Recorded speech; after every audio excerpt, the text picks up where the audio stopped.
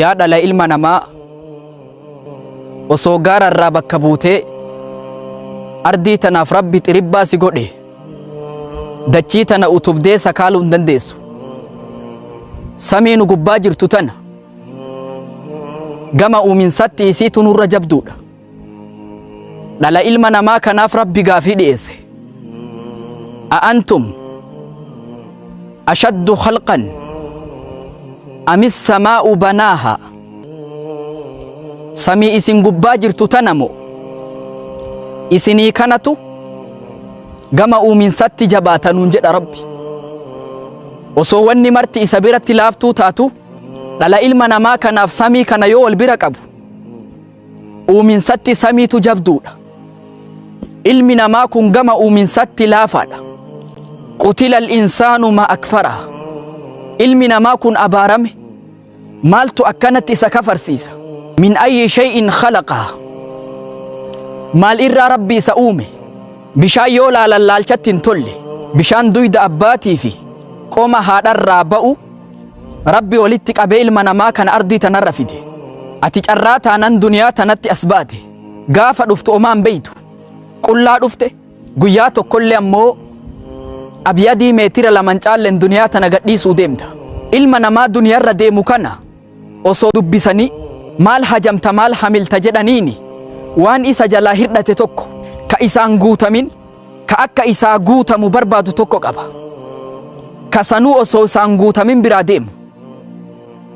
Bareedde ati bareedumina qabda arda dirratti uffattee tolte xumurri uffata ati uffattuu abyadii meetira laman caalle. Bareedde mana bareeda galta xumurri mana ati galtuu mana raammoo fi rirmi nama booharsu sani. Bareeda yaabbatta yaabbii xumurri yaabbii ati yaabbattuu saaxinii dhiirti afur ceekurratti baattu sani. Ilmi namaa kun argata duniyaatti hin quufu osoo rabbi guututti kenneefi kabiroo hamila. Tacaalaw linasmac an fami alladhii laa yantiqu an ilhawaa.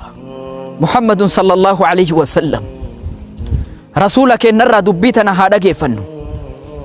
Akkana jechuun dubbate nabi Muhammad sallallahu alayhi wasallam.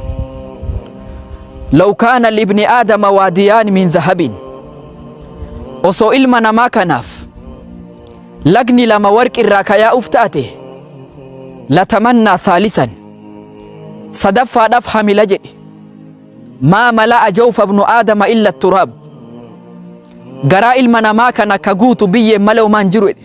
Namni yoo duniyaa dalagatu waan duubee namaa kafalamuun barbaadu waan harkaa harkatti namaa kafalamuu barbaada. Mana nyaataa tokko irratti barreeffamni tokko barreeffame. Zaaree duubee yellem negeenaa jecha jedhamutu barreeffame. Ardha duubeen hin jirtu boru koottu jecha jedhamutu barraa'ee jira. Yoo borullee dhufte borumtaan sun boru dhalti. Namni yoo nagadatu yoo daldalatu harkaa harkatti fedha malee duubee godhee guyyaa biroo fudhatuun barbaadu. Aakhiraan ammoo duubeedha.